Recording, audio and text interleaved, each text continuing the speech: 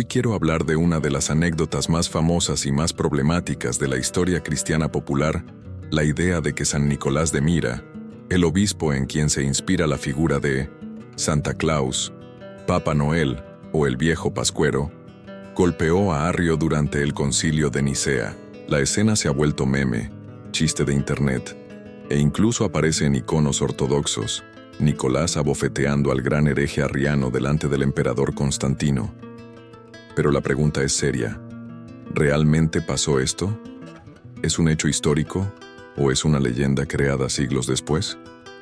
¿Y qué implica teológicamente y éticamente celebrar a un santo que golpea a su oponente? Lo primero que hay que decir, aunque sorprenda, es que sabemos muy poco históricamente de San Nicolás de Myra.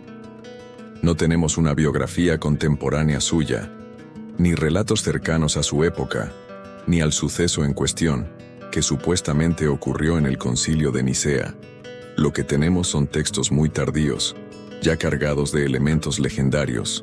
El estudioso Gustav Anric, en su gran obra sobre Nicolás, mostró que nuestras fuentes principales son hagiografías griegas y latinas, llamadas Vidas de los Santos, que empiezan recién en el siglo IX, es decir, unos 500 años después del concilio de Nicea.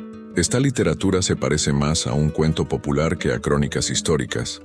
Está llena de milagros, anécdotas moralizantes y leyendas acumuladas a lo largo de siglos. En esas primeras fuentes no aparece la historia del golpe a Arrio en Nicea. Algunas versiones mencionan que Nicolás habría asistido al concilio, pero sin la escena de violencia que hoy se ha vuelto famosa. Así que, de entrada, hay que subrayar algo importante. No tenemos ninguna fuente antigua, cercana a los hechos, que cuente que Nicolás golpeó a Arrio. Esa historia es tardía. Ahora viene la parte interesante. ¿De dónde sale entonces esta historia de la bofetada? El primer testimonio conocido aparece en un texto de un obispo veneciano del siglo XIV, Petrus de Natalibus, autor del Catalogus Sanctorum et Gestorum Eorum. Es un compendio de vidas de santos, muy típico de la espiritualidad medieval. Petrus escribió: se dice que el bienaventurado Nicolás, ya anciano, estuvo presente en el concilio de Nicea, y por celo de la fe, golpeó en la mandíbula a cierto arriano. Por ello se registra que fue privado por el concilio de su mitra y de su palio. Fíjense en dos detalles claves. No dice que golpeó a Arrio, sino a un cierto arriano, y la expresión se dice que indica que el autor mismo la presenta como tradición, no como historia comprobada.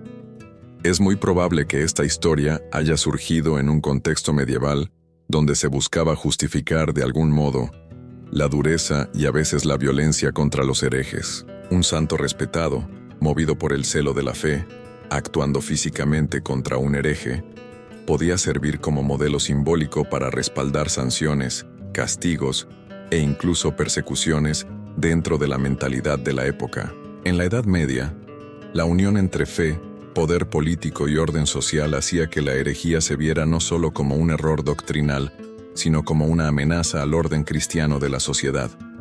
En ese ambiente, que se contara que un santo había abofeteado a un arriano delante del concilio, funcionaba como una especie de justificación ejemplar de una actitud dura hacia los disidentes. En otras palabras, la leyenda se podía leer como un soporte moral y simbólico para el castigo de herejes, coherente con muchas prácticas medievales, aunque hoy nos parezcan contrarias al espíritu del Evangelio. Con el tiempo, la historia comienza a crecer y a transformarse. El siguiente paso importante aparece en el siglo XVI, en una vida de San Nicolás, escrita por Damasceno Estudita, un autor griego que recogió y popularizó vidas de santos basadas en tradiciones anteriores. Damasceno presenta una versión mucho más dramática. En su relato durante el concilio, Arrio discute con los padres. Nicolás, movido por el celo divino, se levanta y le da una bofetada que le sacude el cuerpo. Arrio se queja ante el emperador, que se indigna por la falta de respeto. Los obispos piden que a Nicolás no se le corte la mano, pero sí que se le encarcele. En la noche, Cristo y la Virgen se le aparecen en la prisión y le devuelven el Evangelio y las vestiduras episcopales como señal de aprobación divina. Aquí ya no se trata de un arriano cualquiera, es Arrio mismo.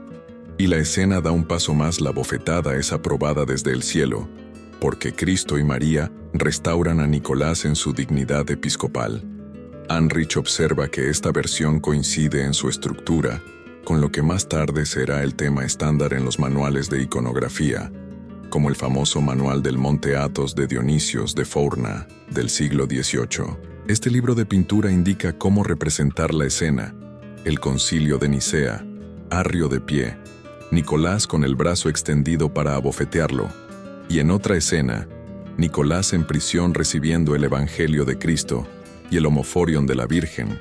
La difusión de esta leyenda en iconos, frescos e historias populares la consolidó dentro de la tradición ortodoxa griega como un motivo habitual.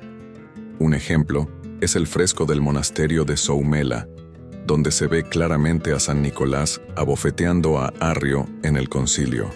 Resumiendo este punto, siglo XIV aparece la historia de Nicolás golpeando a un arriano. Siglo XVI, la leyenda se amplifica, y Nicolás golpea al mismo Arrio.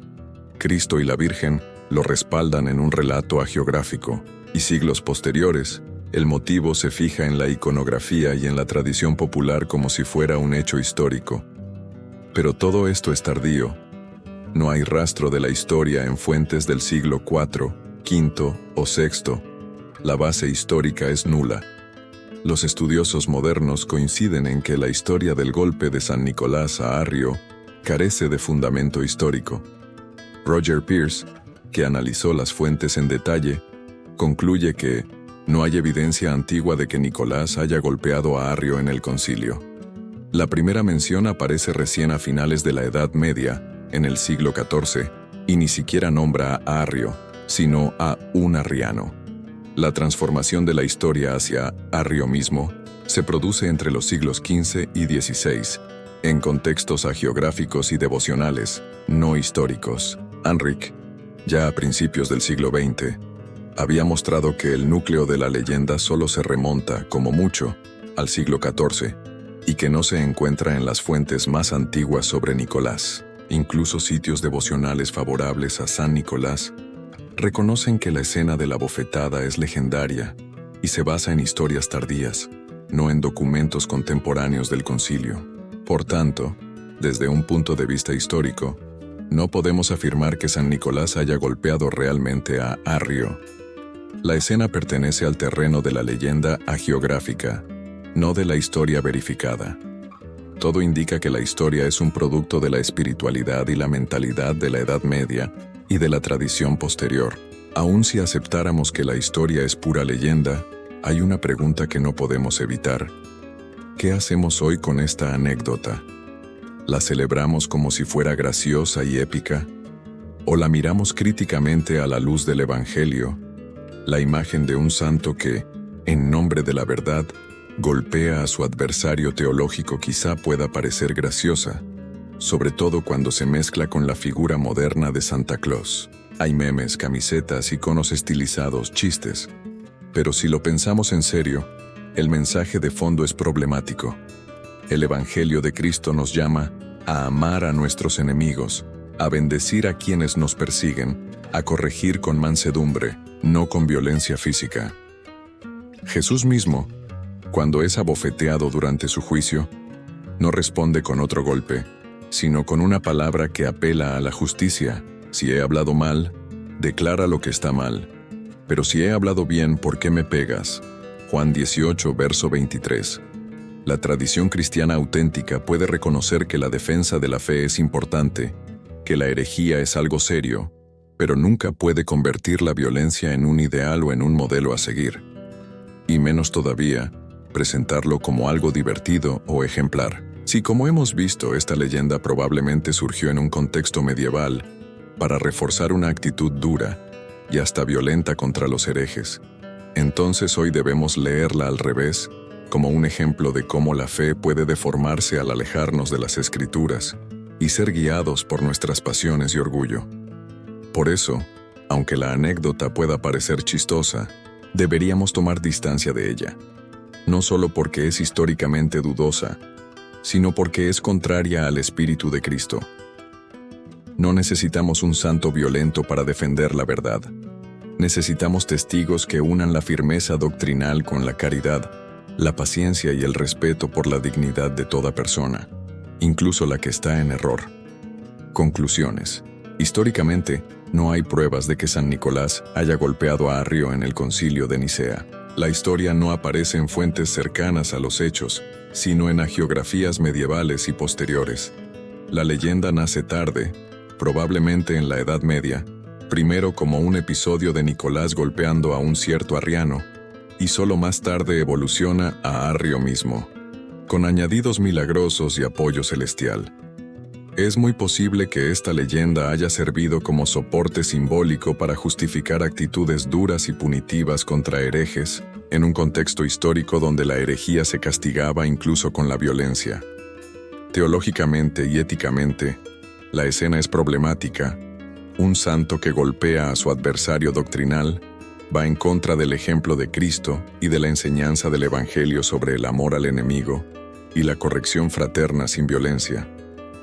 Aunque hoy se use como chiste o meme, los cristianos deberíamos tomar postura en contra de este tipo de heroísmo violento y recordar que la verdad del Evangelio se defiende con la palabra, la paciencia, el testimonio de vida y la caridad, no con puños ni bofetadas. Así que, la próxima vez que veas un meme de Santa Claus pegándole a Arrio, puedes sonreír por el ingenio, pero también recordar todo lo que hay detrás.